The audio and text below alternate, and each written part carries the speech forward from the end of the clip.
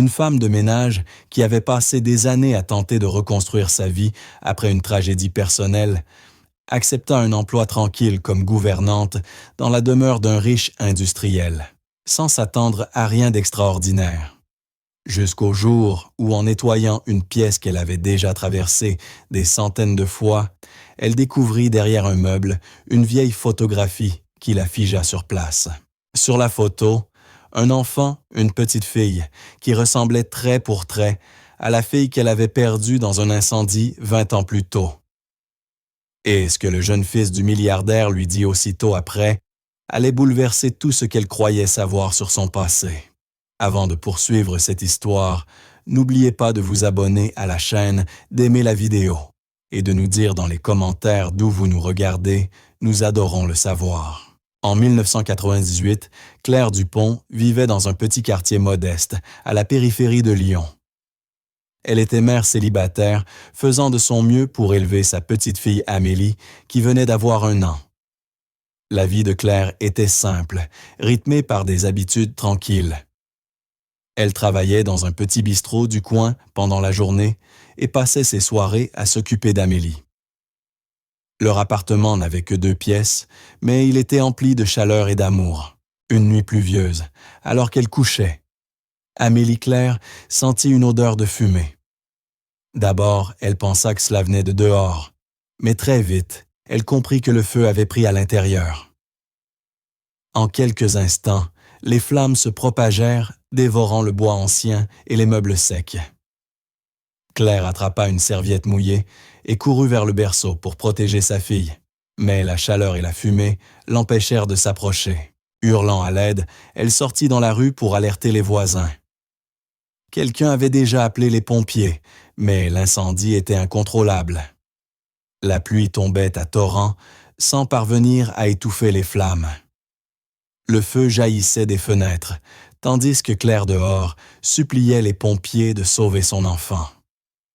Quand ils réussirent enfin à éteindre l'incendie, la maison s'était effondrée. Les pompiers fouillèrent les décombres, mais ne trouvèrent aucune trace du corps d'Amélie. Tout avait été réduit en cendres.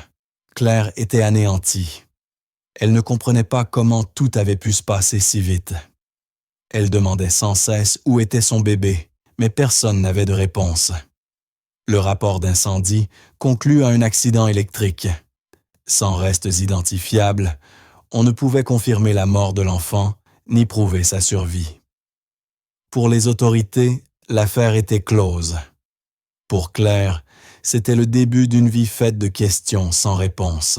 Après l'incendie, la vie de Claire s'effondra complètement. Sans famille ni logement, elle passa d'un hôpital à un autre. Le traumatisme de cette nuit la poursuivait sans répit. Elle ne pouvait dormir sans revoir les flammes, ni entendre les cris d'Amélie. Les médecins diagnostiquèrent un trouble émotionnel sévère et recommandèrent un suivi psychiatrique. Pendant longtemps, elle vécut dans des foyers et des établissements médicaux. Ses journées étaient longues, vides, silencieuses, remplies de douleur. Les gens cessèrent de venir la voir, et bientôt, plus personne ne se souvenait de son histoire. Elle devint une femme parmi tant d'autres, une mère qui avait tout perdu. Pourtant, Claire ne cessa jamais de penser à Amélie. Au fond d'elle, une petite voix refusait de croire que sa fille était morte. Mais elle n'avait ni preuve, ni espoir, ni piste à suivre. Elle gardait précieusement quelques photos brûlées et le dernier jouet d'Amélie rescapé de l'incendie, les seuls vestiges d'une vie disparue. Au même moment, dans un autre quartier de Lyon, Antoine Lemaire et son épouse Margot traversèrent leurs propres épreuves. Antoine, chef d'entreprise prospère, avait bâti sa société à force de travail et d'ambition. Margot, qui rêvait d'être mère, avait subi plusieurs fausses couches. Après des années d'attente, le couple décida d'adopter. Ils s'adressèrent à une agence réputée pour sa rigueur et sa légalité, l'agence Lumière d'Espoir. Quelques mois plus tard, après des dossiers interminables et une attente anxieuse, on les informa qu'une petite fille était disponible à l'adoption. L'enfant n'avait pas de famille connue et avait été retrouvée dans des circonstances difficiles. Antoine et Margot ne posèrent pas beaucoup de questions submergées de joie à l'idée de devenir enfin parents. Ils baptisèrent la fillette Sophie et la ramenèrent chez eux, décidés à lui offrir une vie sûre et heureuse. Pour eux, c'était un rêve qui se réalisait sans imaginer la tragédie qui l'avait précédé. Sophie devint rapidement le centre de leur univers.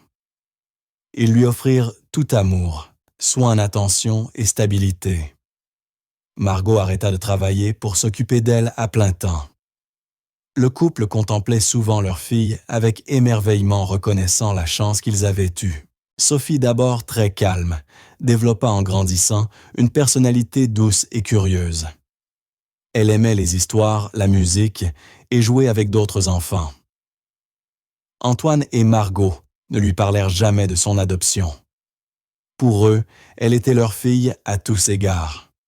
Ils sentaient qu'elle était leur fille à tous points de vue. Les papiers d'adoption avaient été scellés et l'agence leur avait affirmé que le bébé avait été abandonné.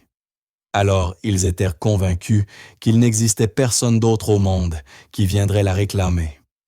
La vie des Lemaire était paisible, bâtie sur la croyance que Sophie leur avait été envoyée par le destin. Ils ignoraient qu'une autre femme pleurait encore ce même enfant. Les années passèrent et Claire continua de vivre dans l'ombre de son passé. Elle restait dans le système passant d'un foyer à un autre. Elle parlait de moins en moins de l'incendie et beaucoup pensaient qu'elle avait enfin accepté ce qui s'était passé. Mais ce n'était pas le cas. Chaque année à la même date, elle s'asseyait seule en regardant le ciel, se rappelant la nuit où sa fille lui avait été arrachée. Ses mains tremblaient lorsqu'elle tenait le jouet d'enfant brûlé, persuadée au fond d'elle-même qu'Amélie pouvait encore être en vie. Elle n'avait jamais cessé d'espérer, même si tout lui disait que c'était impossible. Claire ignorait ce qui s'était réellement passé cette nuit-là. Elle ne savait pas que quelqu'un avait retrouvé son bébé avant que le feu ne détruise complètement la maison, ni que l'enfant avait été placé dans une agence d'adoption. La vérité s'était perdue dans les rapports, les papiers égarés et le temps. Tout ce qui lui restait, c'était ses souvenirs, sa douleur et une question qui ne la quittait jamais. Qu'est-il vraiment arrivé à Amélie? Pendant ce temps, la famille Lemaire poursuivait sa vie toujours inconsciente de la véritable histoire derrière leur fille adoptive. Sophie, devenue une jeune enfant, ne montrait aucun signe que son passé fût différent de ce qu'on lui avait raconté. Elle aimait ses parents et ils l'aimaient profondément. Rien ne leur permettait d'imaginer que leur bonheur reposait sur la souffrance d'une autre. Claire et les Lemaire ne se croisèrent jamais. Leur vie suivait des chemins opposés, reliés uniquement par les événements d'une nuit pluvieuse. La vérité demeurait enfouie, enfermée dans des dossiers clos et des souvenirs oubliés. Personne ne se doutait que Sophie était en réalité Amélie le bébé que l'on croyait mort dans l'incendie. Ainsi, la vie suivit son cours.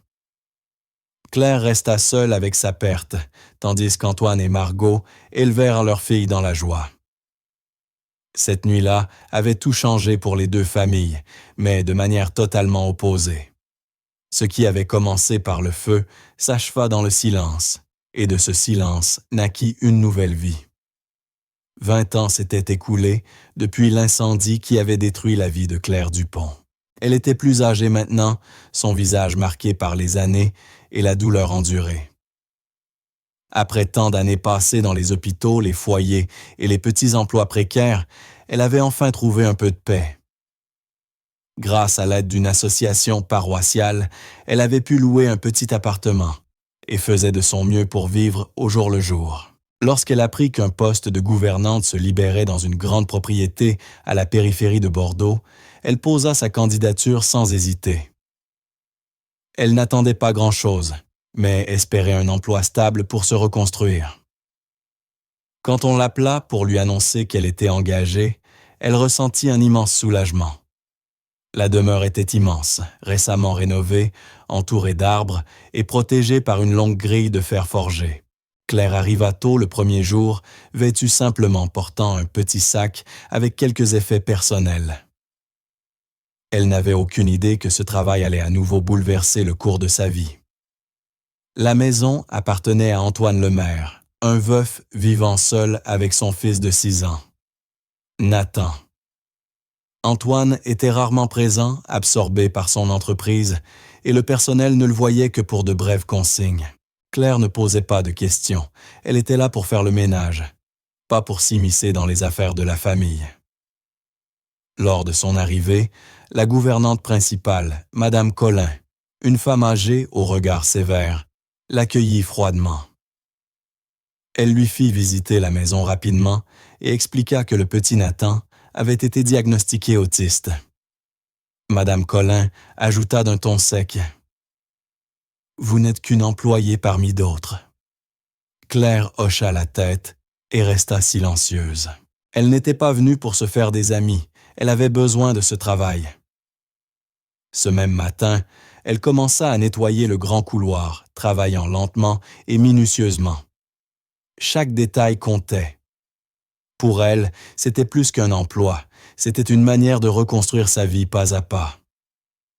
La maison était vaste au haut plafond et aux meubles luxueux, mais malgré la beauté des lieux, tout paraissait vide. Il y avait peu de signes de la présence d'un enfant, pas de jouets éparpillés, pas de dessins sur les murs. Tout était trop parfait, trop silencieux. En nettoyant Claire, ne pouvait s'empêcher de penser à la différence entre cette demeure glaciale et le petit foyer chaleureux qu'elle avait partagé autrefois avec sa fille. Pourtant, elle resta concentrée, lavant les vitres, dépoussiérant les meubles et veillant à ce que rien ne soit déplacé. Elle suivait scrupuleusement le planning donné par Madame Collin et ne se plaignait jamais. Chaque fois qu'elle se croisait, la vieille gouvernante gardait ses distances, se contentant de donner des ordres ou de signaler une faute. Claire acceptait cette froideur sans réagir. Elle avait connu pire. Quelques mots durs ne pouvaient plus l'ébranler. Ce qu'elle ne savait pas encore, c'est que derrière les murs silencieux de cette maison se cachait la vérité qu'elle cherchait depuis 20 ans. Chaque fois qu'elle terminait une tâche, Claire ressentait une petite fierté. Elle travaillait, gagnait sa vie et reprenait lentement le contrôle de son existence.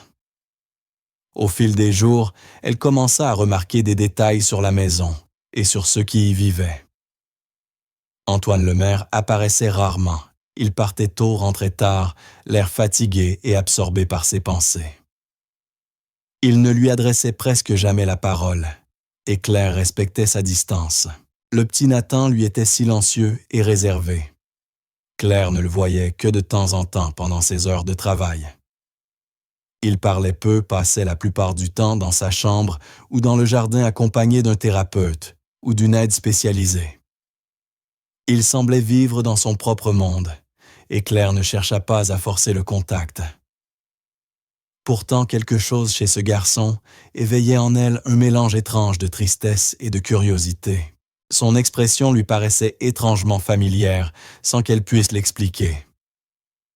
Elle commença à prêter une attention particulière lorsqu'elle nettoyait près de son espace, s'assurant que ses jouets soient bien rangés et que ses couvertures soient pliées avec soin. Personne ne le lui demandait, mais pour la première fois depuis des années, elle sentait qu'elle servait à quelque chose. Madame Collin continuait de la surveiller étroitement. Elle n'aimait pas Claire et ne s'en cachait pas. Elle inspectait son travail, lui faisait remarquer la moindre imperfection et lui rappelait souvent sa position d'employée. Mais Claire restait calme. Elle avait connu bien pire dans sa vie. Quelques remarques sèches ou regards glacés ne pouvaient plus l'atteindre. Elle se concentrait sur son travail et évitait toute conversation inutile. Un après-midi, en nettoyant un placard du couloir, Claire trouva une vieille boîte remplie de papiers et de photographies. Elle ne l'ouvrit pas, se contenta de la déplacer délicatement avant de la remettre à sa place. Mais cette découverte resta dans son esprit. La maison donnait l'impression de cacher des histoires dans chaque recoin. Elle ne voulait pas être indiscrète. Pourtant, elle ne pouvait s'empêcher de sentir qu'il y avait là quelque chose qu'on ne lui disait pas. Malgré l'atmosphère froide et le silence permanent, Claire se sentait inexplicablement attirée par cette demeure et par ceux qui l'habitaient. Elle ne comprenait pas encore pourquoi. Jour après jour, elle travaillait avec la même détermination silencieuse. Pour elle, ce poste représentait une nouvelle chance de survivre, sans se douter que la maison appartenait à l'homme qui, 20 ans plus tôt, avait adopté sa fille. Elle ignorait également que Margot Lemaire, la défunte épouse d'Antoine, était la femme qui avait élevé son enfant. Le passé enfoui sous des années de douleur et de silence était sur le point de refaire surface. Claire poursuivait ses journées avec discipline et soin, nettoyant chaque pièce comme si elle tentait de remettre de l'ordre dans sa propre vie. Le manoir immobile et silencieux semblait l'observer, alors qu'elle y avançait comme une ombre inconsciente, d'avoir pénétré au cœur d'une histoire commencée bien avant elle. Ce qui paraissait n'être qu'un simple emploi devenait peu à peu un chemin de retour vers la vie qu'elle avait perdue. Sans s'en rendre compte, Claire ne retrouvait pas seulement un travail, elle retrouvait un sens, une existence qu'elle croyait à jamais disparue. Nathan, le fils d'Antoine, était un enfant calme et distant. Il parlait rarement et fuyait presque tout le monde, y compris le personnel. À seulement 6 ans, il vivait selon une routine stricte qui le maintenait à l'écart. Il passait des heures dans sa chambre ou dans un coin précis du jardin, loin des fenêtres et des gens. Les bruits forts le dérangeaient. Il ne répondait pas quand on l'appelait et évitait toujours le regard des autres. La plupart des employés avaient renoncé à interagir avec lui sur ordre de son père. On devait respecter son espace et ne pas le déranger inutilement. Nathan ne criait pas, ne faisait pas de caprices. Il vivait simplement dans un silence absolu. Dès ses premiers jours, Claire remarqua tout cela. Elle l'observait discrètement, sans jamais s'imposer. Elle voyait la manière lente dont il marchait les yeux baissés, évitant tout contact. Au début, elle se contenta de faire son travail et de suivre les règles. Mais chaque jour, elle remarquait Nathan caché dans un coin, la regardant nettoyer. Il ne disait rien, ne s'approchait pas, mais ne semblait pas non plus avoir peur d'elle. Cette attitude éveilla sa curiosité. Un jour, alors qu'elle faisait la poussière, elle se surprit à fredonner doucement, sans parole, une mélodie simple, un vieux réflexe pour se calmer. Elle remarqua que Nathan restait plus longtemps dans la même pièce lorsqu'elle fredonnait. Le lendemain, il s'assit sur le tapis près du canapé pendant qu'elle nettoyait toujours silencieux, mais plus proche qu'avant. Claire ne dit rien, continua à travailler comme si de rien n'était, prenant soin de ne pas le regarder directement, ni de parler brusquement. Les jours suivants, ce petit rituel se répéta. Nathan apparaissait, s'asseyait tranquillement, pendant qu'elle faisait le ménage, puis disparaissait. Ce n'était pas grand-chose, mais pour Claire, c'était le début de quelque chose d'important. Un matin, alors qu'elle époussetait le salon, elle aperçut Nathan qui l'observait derrière la porte. Elle fit semblant de ne pas le voir et continua de fredonner. Alors, doucement, Claire sortit de son sac de ménage un chiffon propre et coloré, puis le posa sur le sol à quelques pas de Nathan. Ce n'était pas un jouet, juste un carré de tissu vif. Mais quelque chose dans cet objet attira aussitôt l'attention de l'enfant. Il attendit un instant, puis s'avança lentement, le ramassa et le tint dans ses mains. Claire ne dit rien. Elle continua à nettoyer les étagères, feignant de ne pas le remarquer. Après un moment, Nathan s'assit par terre et commença à plier le tissu encore et encore, d'un air calme et concentré. Claire esquissa un sourire discret sans rien dire. C'était la première fois qu'elle le voyait toucher un objet de son plein gré, en présence de quelqu'un d'autre.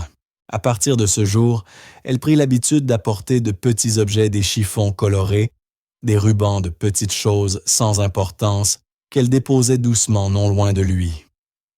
Nathan peu à peu se montra de plus en plus curieux. Son comportement changea légèrement. Il apparaissait plus souvent, quand Claire travaillait dans les pièces communes.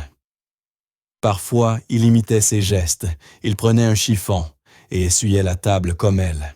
D'autres fois, il s'asseyait tranquillement et l'observait longtemps.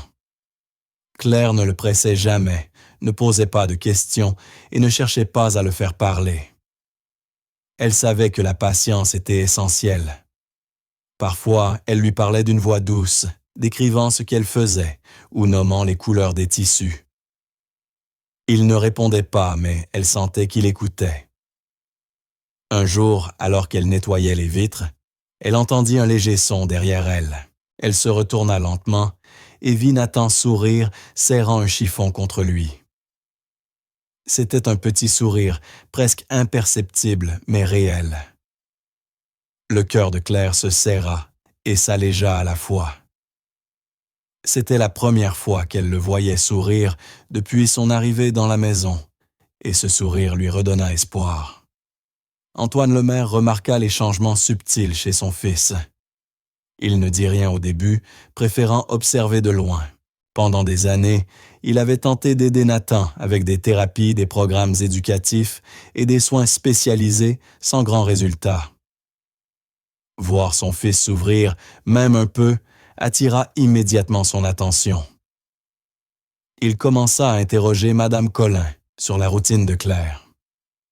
La gouvernante, toujours méfiante, confirma que le comportement de Nathan avait changé, mais attribua cela au hasard. Antoine, lui, n'était pas convaincu. Il observa plus attentivement et constata que chaque fois que Claire était présente, Nathan semblait plus calme et concentré. Il voyait la manière dont le garçon s'asseyait près d'elle, réagissait à ses fredonnements et souriait en tenant le tissu qu'elle lui avait donné. Ces petits gestes paraissaient insignifiants pour les autres, mais pour Antoine, ils étaient immenses. Il ne dit rien encore partagé entre la surprise, la confusion et un espoir prudent. Le lien entre Claire et Nathan continua de grandir sans parole. Il ne reposait ni sur les conversations, ni sur des leçons, mais sur quelque chose de plus profond. La présence, la confiance, la compréhension. Claire ne traitait pas Nathan comme un enfant différent ou brisé. Elle ne s'attendait pas à ce qu'il se comporte comme les autres. Elle l'acceptait simplement tel qu'il était, et c'était cela qui changeait tout. Nathan commença à montrer davantage de réactions de petits mouvements des mains, des gestes répétés, parfois des sons doux. Claire répondait toujours avec la même bienveillance et la même douceur. Avec le temps même, Madame Collin dut reconnaître le changement bien qu'elle n'en dise rien. Antoine observait toujours incertain de ce que signifiait ce lien nouveau, mais profondément reconnaissant. Pour la première fois depuis longtemps, Nathan n'était plus seulement un enfant enfermé dans le silence. Il commençait à tendre la main vers le monde, lentement mais sûrement. Et tout cela avait commencé grâce à Claire, une femme marquée par la douleur, qui avait su voir le monde silencieux dans lequel vivait cet enfant et y pénétrer avec délicatesse. Au fil des semaines, Claire et Nathan passaient de plus en plus de temps ensemble. Leur lien né du silence et de petits gestes était devenu plus fort. Nathan, autrefois fuyant et sans regard, devenait plus présent. Il émettait des sons plus souvent et commençait doucement à essayer de parler. Claire, patiente, ne le forçait jamais, mais l'encourageait avec douceur. Un jour, alors qu'elle pliait du linge dans le couloir, Nathan s'approcha et dit timidement « Cré ». Puis il la désigna du doigt et répéta « Cré ». Elle comprit alors qu'il essayait de prononcer son nom, Claire. Les larmes lui montèrent aux yeux, mais elle sourit et répondit « Oui, c'est moi ». À partir de ce jour, Nathan utilisa quelques mots simples, oui, non, et parfois les noms des couleurs. Il restait souvent près d'elle, et même le personnel, y compris Madame Collin, remarqua combien il avait changé. Un après-midi, alors que la pluie commençait à tomber et que le ciel s'assombrissait, Claire et Nathan se trouvaient dans la salle de jeu.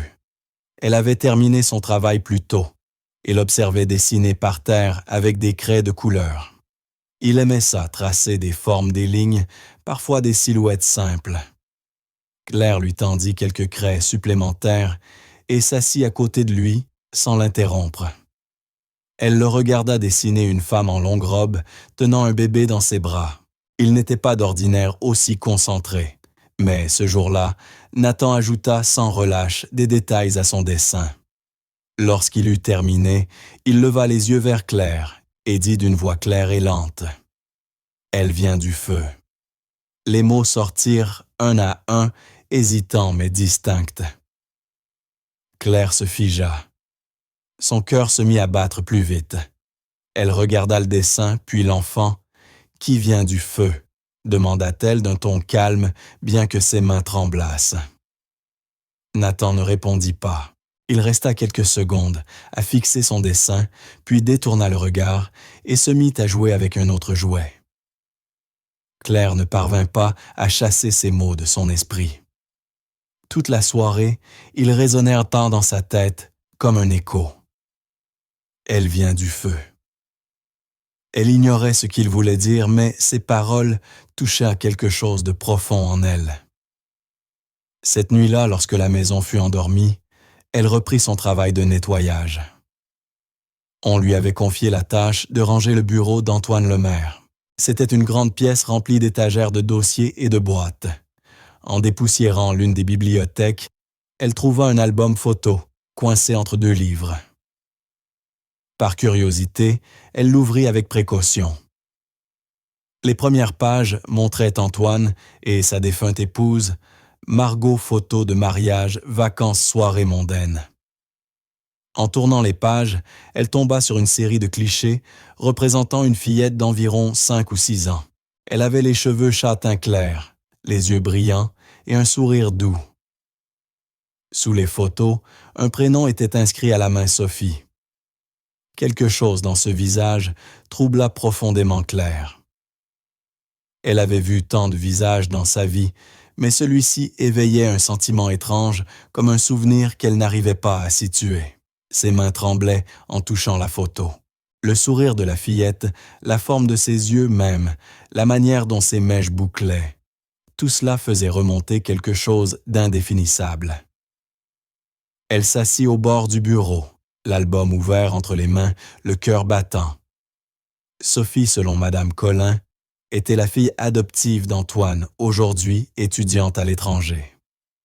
Claire ne l'avait jamais rencontrée, mais le visage sur cette photo restait gravé dans son esprit comme une énigme qu'elle ne savait pas résoudre. Elle feuilleta encore, page après page. À chaque photo, ce sentiment devenait plus fort. Un frisson parcourut son corps, bien que la pièce fût chaude et silencieuse. Elle tenta de se raisonner, ce n'était qu'une coïncidence, une ressemblance passagère. Mais l'impression de déjà-vu ne la quittait pas. Elle resta un long moment dans le bureau, feignant de terminer son ménage, incapable de détacher son regard de l'album. Les mots de Nathan lui revenaient. Elle vient du feu. Tout cela arrivait trop étrangement. D'abord le dessin inattendu, puis cette photo d'une fillette qui lui rappelait Amélie, sa fille perdue depuis tant d'années. Claire se leva et s'approcha de la fenêtre. La pluie tombait toujours, frappant doucement les vitres. Elle serra ses bras contre elle et respira profondément. Ce n'était pas le moment de se laisser envahir par le passé. Elle devait garder la tête froide. Pourtant, elle ne pouvait nier le trouble qui grandissait en elle. Quelque chose dans cette maison, dans cette famille, et maintenant dans cet enfant, la ramenait inexorablement vers son ancienne vie. Une fois ses tâches terminées, Claire regagna sa chambre, mais le sommeil ne vint pas. Elle resta allongée, les yeux ouverts, repassant dans sa tête le dessin, les mots, la photo. Elle se souvenait de l'incendie, comme si c'était hier les flammes, la perte, le vide. Pendant des années, elle avait cru sa fille morte cette nuit-là. Il n'y avait eu ni corps, ni explication, seulement des cendres. Et voilà que le doute renaissait. L'idée qu'Amélie ait pu survivre autrefois insupportable revenait désormais la hanter, lourde d'espoir et de peur mêlée. Elle ne savait que penser. Elle ne pouvait pas poser de questions à Antoine, pas encore. Il ne fallait pas éveiller de soupçons. Pour l'instant, elle devait se taire, observer et comprendre. Mais une chose était certaine, sa vie venait de basculer à nouveau en un seul après-midi, à cause d'un dessin d'enfant et de quelques mots qui semblaient venir d'un autre temps. Quelques jours plus tard, Claire nettoyait le grand salon. C'était un matin calme, et elle travaillait seule, époussetant les meubles et remettant de l'ordre avec soin. Nathan jouait non loin, assis sur le tapis, empilant des blocs de couleurs. Il était concentré et paisible. Claire s'était habituée à sa présence silencieuse. Elle n'avait pas besoin de lui parler pour sentir un lien. Alors qu'elle déplaçait un lourd vase pour nettoyer dessous, Nathan leva soudain les yeux, observa le sol, puis se leva. Il s'approcha et montra du doigt un cadre tombé derrière le vase. « Cray, regarde. » Claire se pencha le cœur battant et tira doucement le cadre hors de sa cachette. Le cadre était couvert de poussière, mais la photo à l'intérieur demeurait intacte. Lorsqu'elle essuya la vitre du revers de la main, Claire se figea. L'image montrait la même fillette que celle de l'album du bureau d'Antoine Lemaire, celle au ruban rose dans les cheveux et au sourire doux. Le visage de l'enfant était paisible, innocent, les yeux pleins de lumière. Claire resta longtemps immobile, incapable de parler ou de bouger. Elle reconnaissait chaque détail, la petite fossette au coin gauche des lèvres, la forme des sourcils, la mèche bouclée sur le front. C'était comme si elle regardait un fantôme de son propre passé. Avant qu'elle ne puisse dire quoi que ce soit, Nathan s'approcha et murmura d'une voix calme, mais assurée, « Elle est vivante. » Claire tourna la tête vers lui, la gorge serrée. Il pointait la photo du doigt. « C'est ma sœur. » Les mains de Claire se mirent à trembler, ses yeux se remplirent de larmes. Le monde sembla s'arrêter autour d'elle. Elle ne pouvait plus respirer, comme si tout l'air de la pièce avait disparu. Nathan ne comprenait pas l'effet de ses paroles. Il continua de sa voix lente et posé, les yeux fixés sur la photo. Maman disait qu'elle venait du feu. Papa disait que c'était un miracle. Le chiffon que Claire tenait glissa de ses mains. La phrase la frappa en plein cœur. Elle venait du feu. Les mots tournaient en boucle dans son esprit. C'était la même expression que Nathan avait utilisée en dessinant la femme et le bébé. Elle fixa de nouveau la photo, les larmes coulant sur son visage. L'enfant ressemblait tant à Amélie qu'il n'y avait plus de doute possible.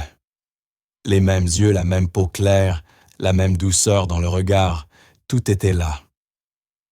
Son cœur battait à tout rompre, tandis que ses jambes se dérobaient en sous elle.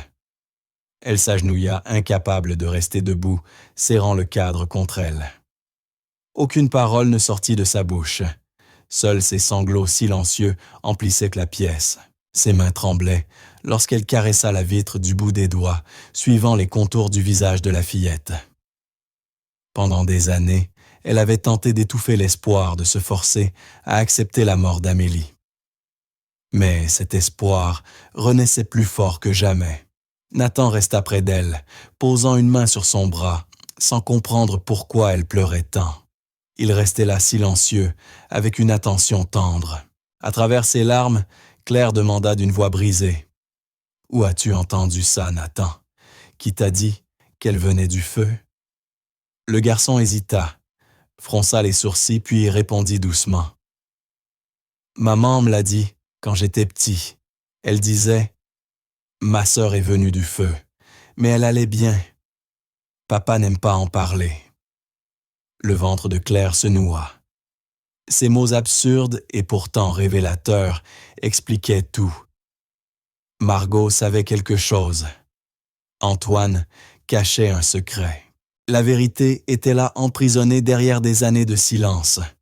Claire s'effondra complètement, tombant à genoux. Elle serra le cadre contre sa poitrine et laissa échapper un cri étouffé. Ses sanglots résonnèrent dans le vaste salon vide. Toute la douleur refoulée remonta d'un coup la nuit de l'incendie, l'odeur de la fumée, le crépitement du bois, la sensation d'avoir perdu son enfant entre ses bras. Elle avait vécu si longtemps avec ce vide qu'elle avait presque oublié ce que signifiait espérer. Mais maintenant, en fixant la photo, elle ressentait une force nouvelle naître en elle, pas seulement de l'espoir, mais une certitude. Elle ignorait comment cela pouvait être possible, mais elle en était convaincue. La fillette sur la photo était Amélie, sa fille disparue dans les flammes, 20 ans plus tôt. Ses larmes trempaient sa blouse, alors qu'elle pressait la photo contre elle. Nathan, debout à côté, serrait son jouet dans ses petites mains, comme s'il sentait l'importance de ce moment. Longtemps Claire resta là, agenouillée sur le sol pleurant, sans retenue. Peu lui importait si quelqu'un la voyait. La vérité était trop forte pour être niée. Tout prenait soudain sens, la sensation étrange en voyant le visage de Sophie dans l'album, ce lien mystérieux avec la maison, les paroles de Nathan qu'elle n'avait pas comprises. Les morceaux de son passé s'assemblaient enfin. Elle regarda encore la photo, la vue brouillée par les larmes. La fillette au ruban rose n'était pas seulement Sophie. C'était Amélie, sa fille perdue, son enfant, qu'elle croyait morte. Les mots innocents de Nathan avaient rouvert une porte qu'elle pensait scellée à jamais. « Elle est vivante », murmura-t-elle d'une voix tremblante. « Mon bébé est vivant. » Les mots s'échappèrent entre deux sanglots, mais cette fois, ils étaient réels. Pour la première fois depuis des décennies, Claire y croyait vraiment. Quelque chose au fond d'elle se remettait à vivre. Le lendemain, elle se leva à l'aube, l'esprit lourd. Les images de la veille tournaient encore dans sa tête, les paroles de Nathan, la photo, ce lien inexplicable avec le passé. Elle ne pouvait plus faire semblant. Elle devait comprendre. Ce matin-là, elle retourna au travail, comme si de rien n'était, mais au fond d'elle, une décision était prise. Elle était décidée à découvrir la vérité, quoi qu'il en coûte. Dès qu'elle en eut l'occasion, Claire se mit à fouiller la maison, à la recherche de tout ce qui pourrait lui apporter des réponses. Elle avançait avec prudence, veillant à ne pas être vue. Dans une pièce de stockage au fond du couloir, elle découvrit un vieux classeur métallique, recouvert de poussière, rempli de documents anciens. Elle ouvrit les tiroirs, un à un, feuilletant des dossiers, des factures, des lettres. Au bout d'un moment, elle tomba sur quelque chose, une copie des papiers d'adoption de Sophie. Le nom de l'agence attira immédiatement son attention, Horizon Lumineux. Ce nom lui disait vaguement quelque chose, sans qu'elle sache pourquoi. Plus tard, dans l'après-midi pendant sa pause déjeuner, Claire s'assit seule dans un petit jardin à côté des cuisines.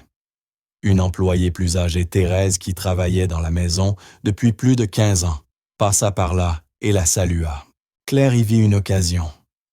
Elle lui demanda à voix basse si elle se souvenait de quelque chose à propos de l'adoption de Sophie. Thérèse hésita.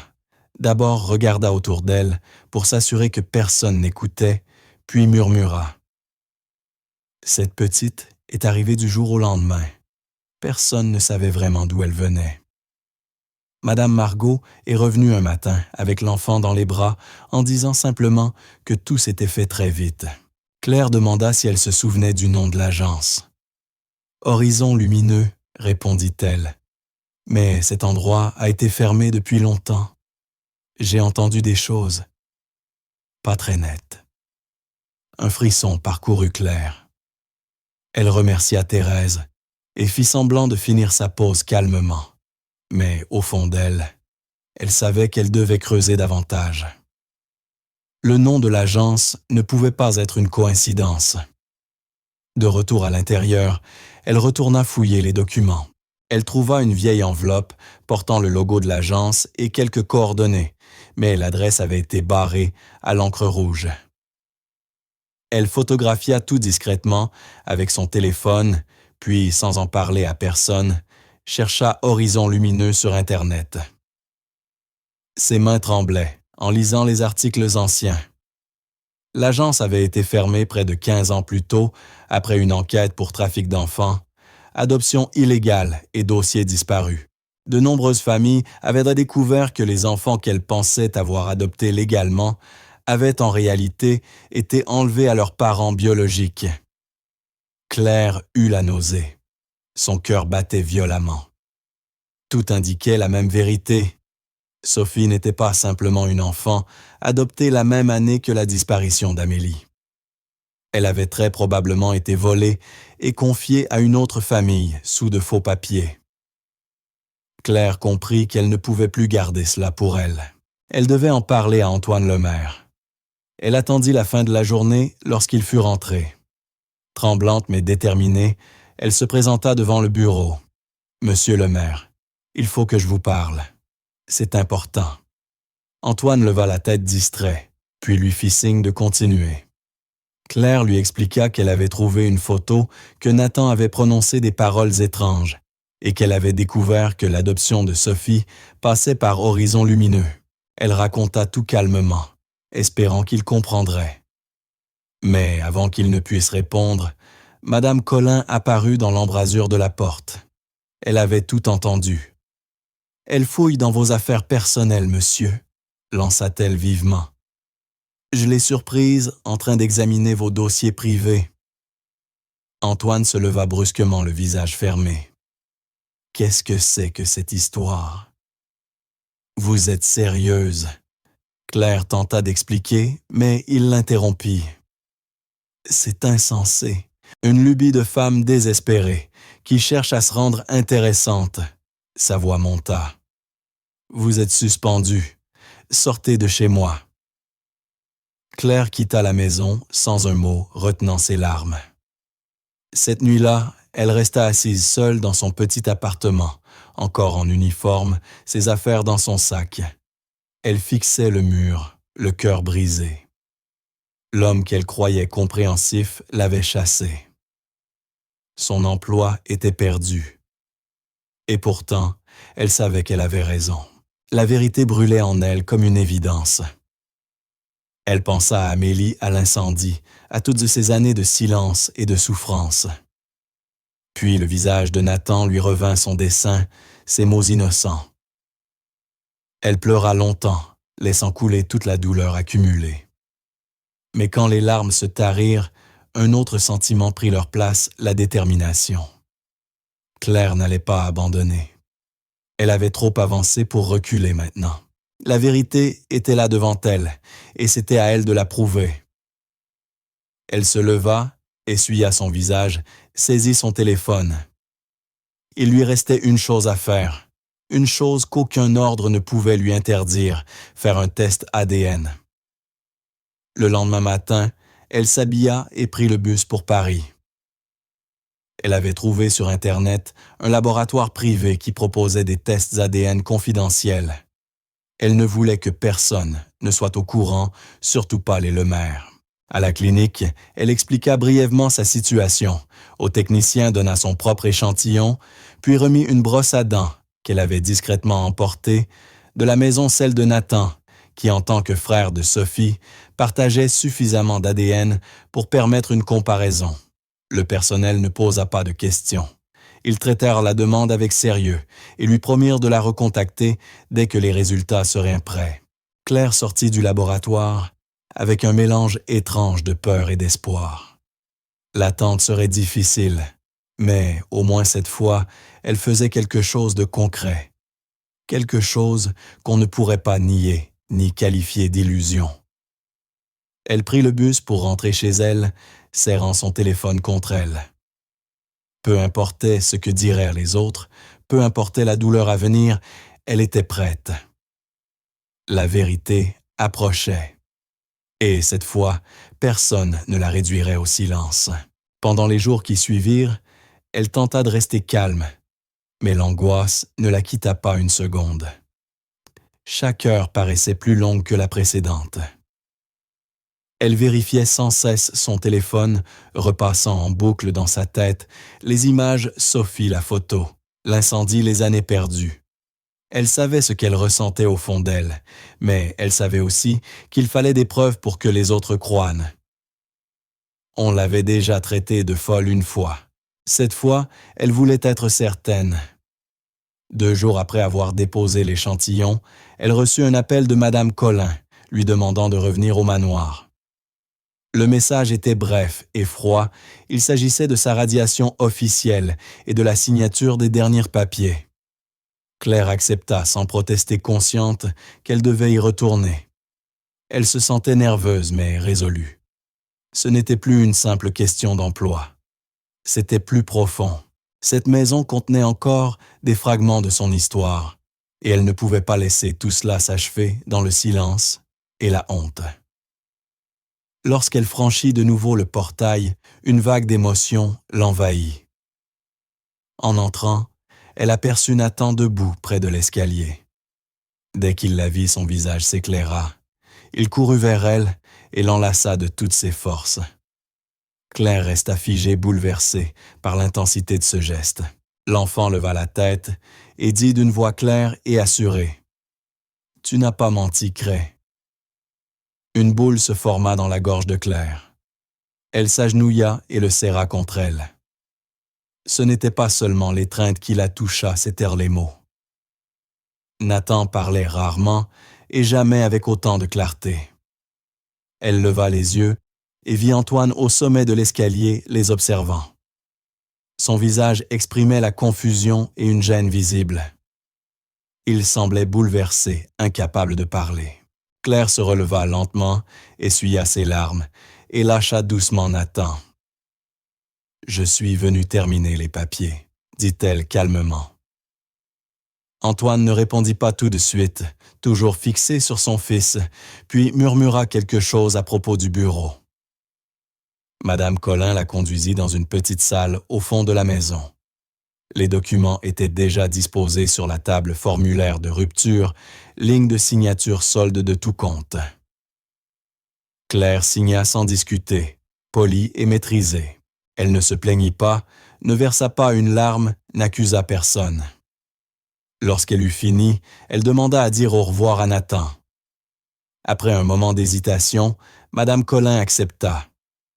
Claire rejoignit le salon. Le petit garçon était assis sur le canapé, tenant dans ses mains le même tissu coloré qu'elle lui avait donné autrefois. Elle s'agenouilla, l'embrassa sur le front et murmura : « Sois sage, Nathan. Tu es plus fort que tu ne le crois. » Il ne répondit pas, mais hocha la tête lentement. Claire se leva alors et quitta la maison sans se retourner. 3 jours plus tard, une enveloppe arriva à son appartement, blanche, scellée, avec le logo du laboratoire. Claire s'assit à la table de sa petite cuisine et la contempla longuement avant de l'ouvrir. Ses mains tremblaient en brisant le sceau. Elle déplia la feuille lentement, lisant chaque mot avec soin. Le résultat était clair, une correspondance génétique confirmée entre elle et Sophie Lemaire. Le pourcentage était sans équivoque. Aucun doute possible. Le papier lui échappa des mains. Elle porta ses doigts à sa bouche. Elle n'était pas folle. Elle n'avait pas inventé cette histoire. Elle était une mère et sa fille était vivante. Claire resta assise là, laissant le poids de la vérité l'envahir. Des larmes emplirent ses yeux, mais cette fois, ce n'était pas seulement la douleur. C'était plus grand, la certitude. Toutes ces années de souffrance, de doute et d'errance menaient à cet instant précis. La petite fille qu'elle croyait perdue dans les flammes avait survécu. Elle avait grandi sous un autre nom, dans une autre maison, mais elle existait. Claire tenait enfin la preuve. Ce soir-là, elle prit une décision.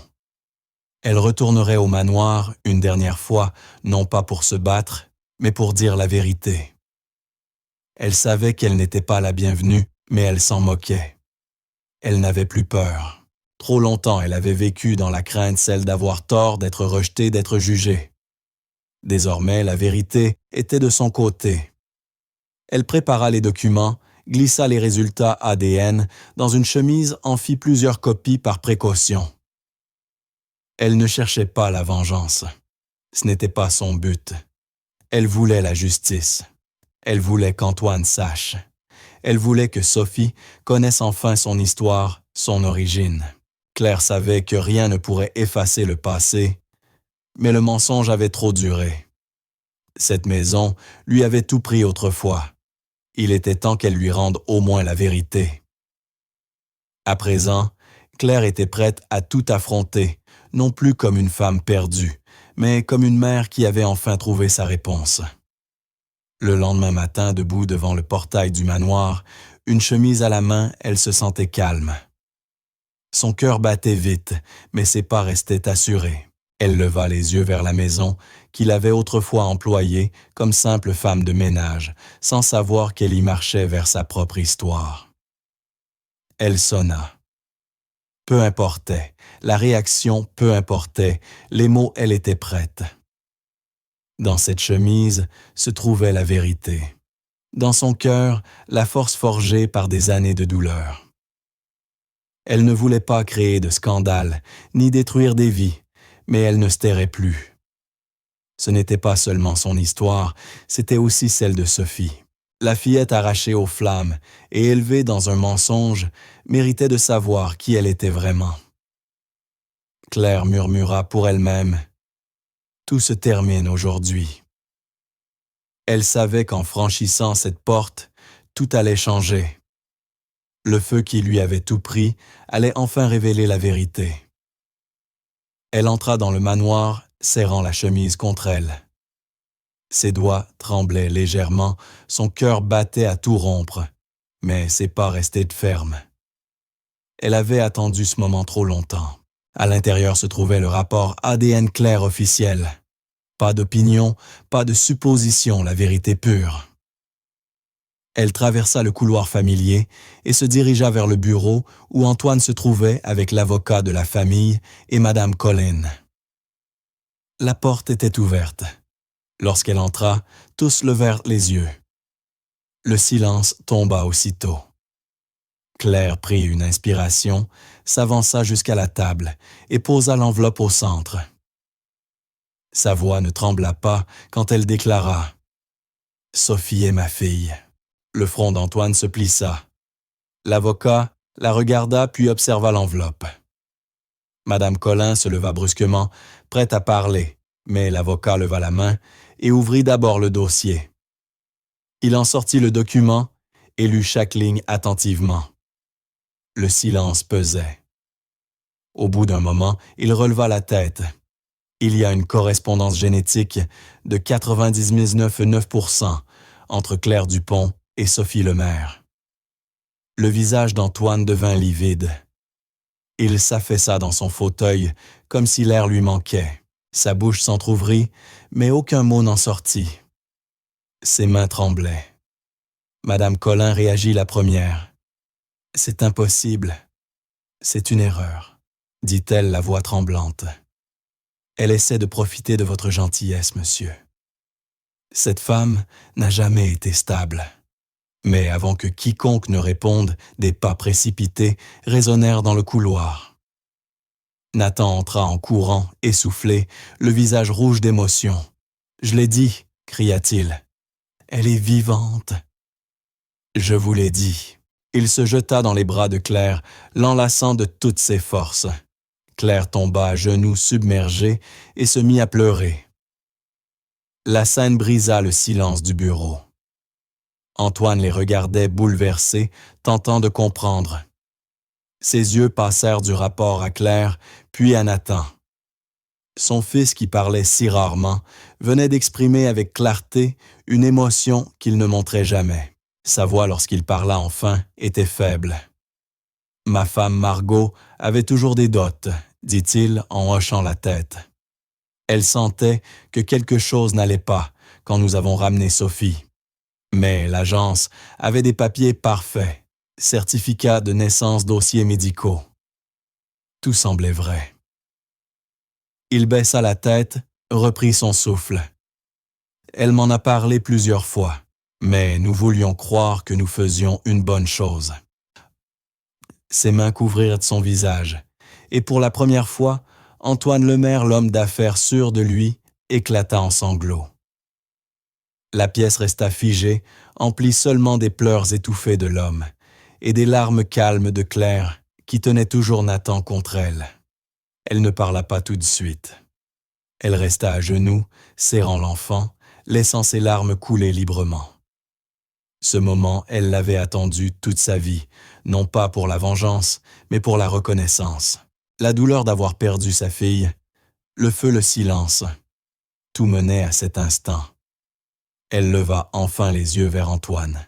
« Je n'ai jamais cessé de penser à elle, » dit-elle d'une voix brisée. Chaque jour, je me disais que j'étais folle d'espérer qu'elle soit vivante. Mais au fond, je savais que quelque chose clochait. Antoine essuya ses yeux et la regarda plein de remords. « Je ne savais pas, » murmura-t-il. « Je te le jure si j'avais su. » Il n'acheva pas sa phrase. Madame Collin resta muette, livide. L'avocat, comprenant que ce n'était plus une affaire juridique, se leva et quitta la pièce en silence. Claire posa une main sur le dos de Nathan et se redressa lentement. Antoine se leva aussi. Pendant un instant, ils se tinrent face à face sans mots. Il n'y avait rien à dire. Puis Antoine fit un pas vers elle et parla d'une voix basse. « Je suis désolé. Désolé pour tout. Pour ce que tu as vécu. Pour ce qu'on t'a pris. Je ne savais pas, mais cela n'efface pas ta souffrance. » Sa voix se brisa à nouveau, mais Antoine continua. « Je ne peux pas réparer le passé. Mais tu mérites la vérité. Et Sophie, elle mérite de savoir qui tu es. » Claire hocha lentement la tête, les larmes continuant de couler sur ses joues. Le moment était lourd, mais vrai. Deux êtres brisés debout dans la même pièce, enfin, face à ce qui avait été enfoui pendant tant d'années. La vérité ne rendait pas les années perdues, n'effaçait ni l'incendie, ni la souffrance, mais elle ouvrait un nouveau commencement, une possibilité de paix. Nathan restait près de Claire, lui tenant la main. Sa simple présence, sa foi silencieuse, avaient rendu tout cela possible. Parfois, la plus petite voix peut être la plus forte. Le silence qui avait pesé sur cette maison pendant des années venait enfin de se rompre. La pièce resta immobile encore quelques minutes. Personne ne bougeait, personne ne cherchait de mots. Ce n'était pas une situation à résoudre vite. Claire regarda la table où reposait encore le rapport ADN. Elle le prit et le tendit à Antoine. « Gardez-le, » dit-elle doucement. « C'est une partie de son histoire maintenant, de la vôtre aussi. » Antoine prit le papier des deux mains et acquiesça lentement. Claire se tourna vers Nathan et lui sourit avec tendresse. « Tu m'as aidé, Nathan. Tu m'as aidé à retrouver quelque chose que j'avais perdu depuis très longtemps. » L'enfant lui répondit d'un petit sourire discret, mais sincère. Cela suffisait. Antoine posa une main sur l'épaule de son fils. Claire marcha vers la porte, puis se retourna une dernière fois. « Elle n'est pas seulement votre fille, » dit-elle d'une voix calme. « Elle est la mienne aussi. » Antoine hocha la tête sans hésiter. Cette fois, « Je sais », répondit-il, tandis que Claire quittait la pièce. Il n'y eut ni cri, ni dispute, seulement le bruit de cœur brisé et qui commençait à guérir. Le silence, autrefois froid et pesant, portait maintenant la vérité. Et cela changeait tout. Quelques semaines plus tard, Antoine réussit à joindre Sophie, désormais âgée de 24 ans. Il attendit le bon moment et choisit ses mots avec soin. Lors d'un long appel téléphonique, il lui expliqua tout clair. Le test ADN et comment la vérité sur son passé avait été découverte après tant d'années. Sophie parla peu. Au début, elle pensa à une erreur. Mais au fur et à mesure qu'Antoine racontait son silence, s'alourdissait. Il évoqua l'incendie, l'ancienne agence et la photo de l'enfant portant le même collier qu'elle. Elle écoutait bouleversée, incapable de savoir quoi croire. Quand l'appel prit fin, Sophie resta assise seule dans son appartement pendant des heures perdues dans ses pensées. Quelques jours plus tard, elle fit sa valise et prit l'avion pour rentrer en France. Elle n'était pas venue au manoir depuis longtemps. En franchissant à nouveau les grilles, son cœur battait à tout rompre. Elle ne savait pas ce qui l'attendait, mais elle devait voir, comprendre, sentir la vérité de ses propres yeux. En entrant dans la maison, l'atmosphère était lourde d'émotions. Antoine l'accueillit à l'entrée, mais elle ne fit presque pas attention à lui. Son regard chercha instinctivement dans la pièce, jusqu'à s'arrêter sur Claire, immobile au fond du couloir. Un long silence s'installa. Aucune d'elles ne bougea. Sophie fixait Claire, observant chaque trait de son visage, la courbe de son menton, la forme de ses yeux, les rides dessinées par le temps. Quelque chose au fond d'elle résonnait, pas comme un souvenir, mais comme un reflet qu'elle ne savait pas avoir perdu. Claire tenait quelque chose dans sa main. Elle s'avança lentement et parla d'une voix douce. « Je ne m'attends pas à ce que tu crois tout de suite. Mais ceci, c'était toi. » Elle tendit une vieille photographie usée, décolorée par les années. On y voyait un bébé souriant, portant un petit collier d'argent. Sophie baissa les yeux vers son propre cou et toucha machinalement le même collier qu'elle avait toujours porté. Le souffle coupé, elle prit la photo entre ses mains tremblantes. Le bébé avait les mêmes yeux, le même bijou. Il n'y avait plus de doute. Ses doigts se desserrèrent et le collier glissa au sol. Les larmes montèrent, sa respiration devint saccadée. Elle leva de nouveau les yeux vers Claire bouleversée, le visage baigné de confusion et de douleur. Claire s'approcha et murmura « Ton prénom, c'était Amélie. » Sophie ne répondit pas. Elle tendit les bras et Claire fit un pas en avant. Elles se rejoignirent dans une étreinte longue et bouleversante.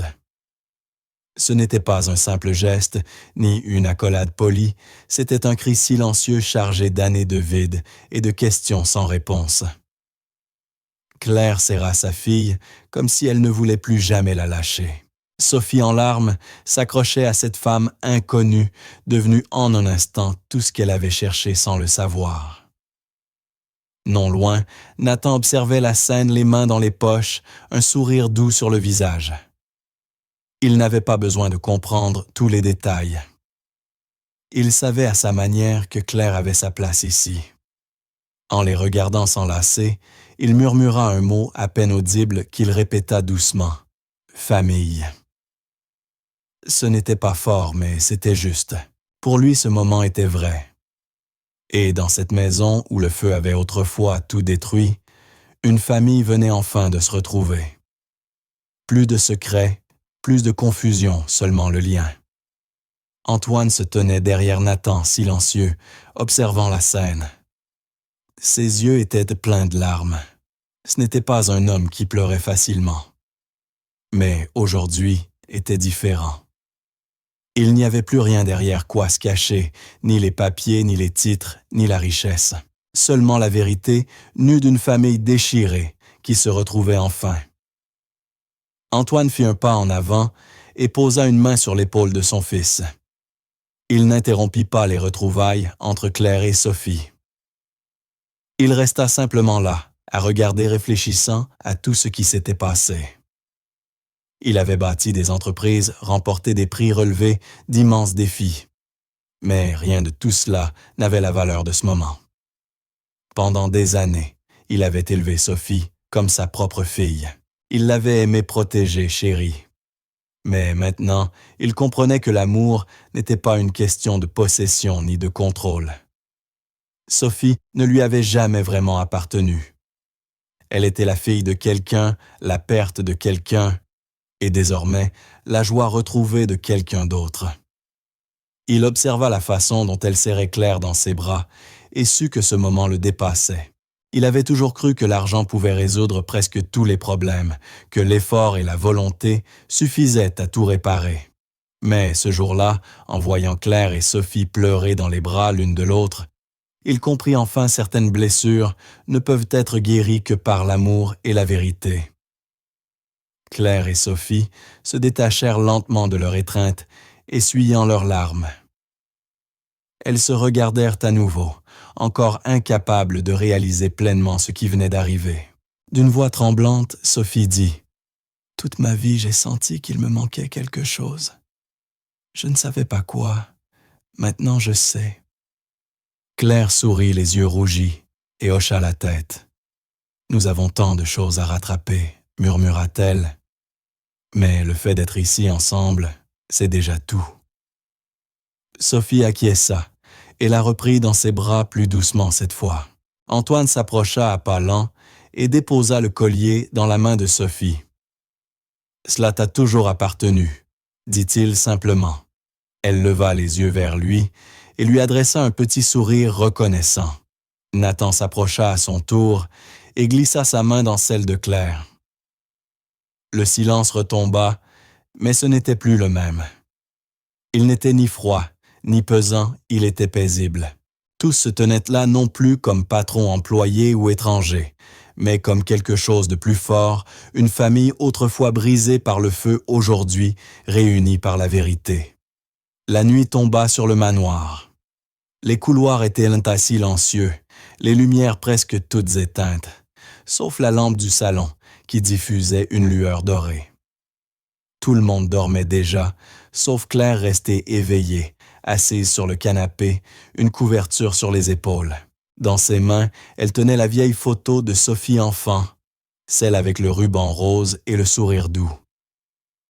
Elle la contempla longuement, suivant du doigt les contours du visage de sa fille. Il était difficile de croire à tout ce qui venait de se produire.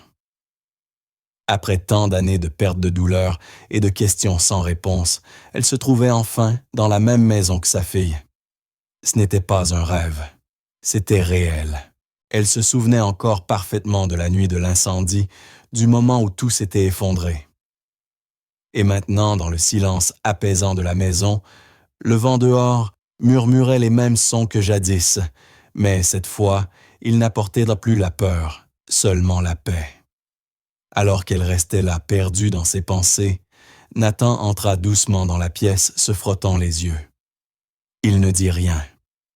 Il s'approcha simplement et posa sa tête sur les genoux de Claire. Celle-ci baissa les yeux et posa tendrement une main sur son dos. L'enfant se sentait en sécurité auprès d'elle, et elle profondément attachée à lui. Il n'était pas son fils de sang, mais il avait d'une certaine manière contribué à combler le vide de son cœur. Ils restèrent ainsi quelques minutes sans parler. Une main de Claire tenait la photo, l'autre reposait sur l'enfant. Deux fragments de son âme réunis. Elle se rappela que ce petit garçon avait été le premier à la croire, le premier à voir ce que personne ne voyait, et que sa douceur silencieuse l'avait guidé vers la vérité. Il n'avait jamais eu besoin d'explication. Il ressentait les choses. Claire ferma les yeux un instant, reconnaissante qu'il ait croisé sa route. Quelques instants plus tard, Antoine entra à son tour discrètement. Il ne dit rien, se contenta de rester un moment dans l'embrasure de la porte, regardant la scène. Claire leva les yeux et leurs regards se croisèrent. Pas de tension, pas de colère, seulement de la compréhension. Il s'avança et s'assit dans le fauteuil voisin. Sa voix était basse quand il parla. « Je crois que je ne savais pas ce qu'était vraiment l'amour avant tout ça. Je pensais qu'il suffisait de donner, de protéger, d'offrir tout ce que l'argent pouvait acheter. J'avais tort. » Claire resta silencieuse. Il poursuivit. « Tu m'as appris ce que veut dire aimer sans rien attendre en retour. Tu t'es battu pour ta fille avec pour seule arme ton espoir. Tu n'as jamais abandonné. » Il baissa les yeux, la voix serrée. « Merci pour ça, de m'avoir montré quelque chose que je n'avais jamais compris seule. » Claire ne répondit pas. Elle hocha simplement la tête lentement. Antoine se leva, posa une main légère sur le dos de Nathan, puis quitta la pièce sans un mot. Peu après le départ d'Antoine, Claire entendit le bruit léger de pas descendant l'escalier. Elle tourna la tête et vit Sophie s'avancer vers elle. Ses cheveux tombaient librement sur ses épaules.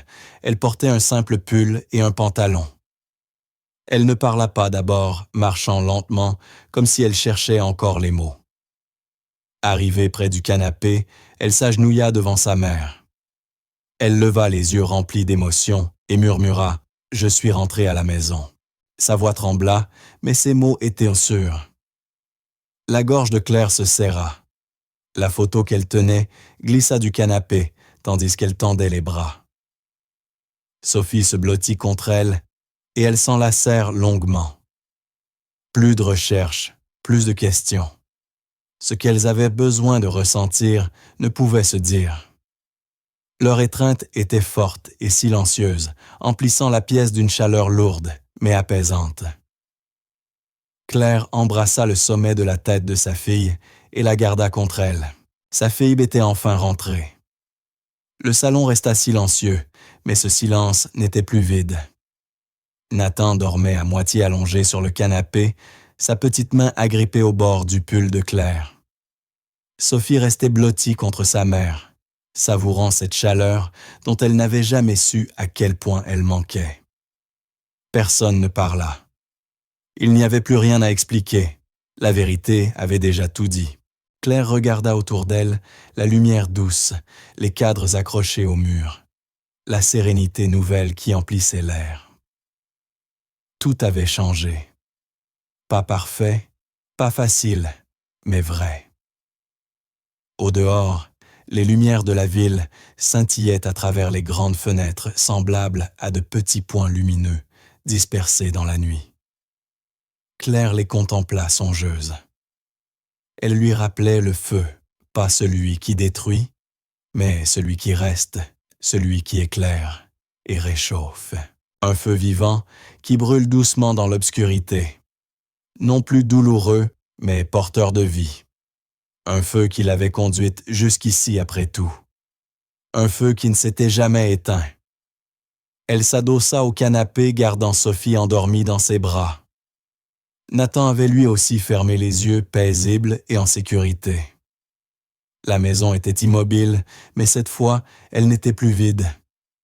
Elle débordait d'amour, de pardon et de seconde chance. Claire posa les yeux sur la photo à côté d'elle. Ce n'était plus un souvenir d'une vie perdue, mais un pont entre le passé et le présent. Elle ferma doucement les yeux, entourant de ses bras ceux qui, sans le savoir, lui avaient rendu la vie. Pour la première fois depuis plus de 20 ans, elle ressentit quelque chose qu'elle ne s'était plus permis la paix. Une vraie paix, pas celle de l'oubli, mais celle que seule la vérité apporte, celle qui naît après la douleur et offre enfin le repos. Claire ne savait pas ce que demain lui réserverait. Mais pour cette nuit-là, elle n'avait plus à s'inquiéter. Le feu qui avait détruit sa vie, autrefois, était devenu la lumière qui avait réuni sa famille. Et voilà que s'achève cette histoire. Merci d'avoir été là jusqu'au bout. Dites-moi en commentaire ce que vous en avez pensé, ce qui vous a le plus touché ou surpris. Et n'oubliez pas de vous abonner. À très bientôt.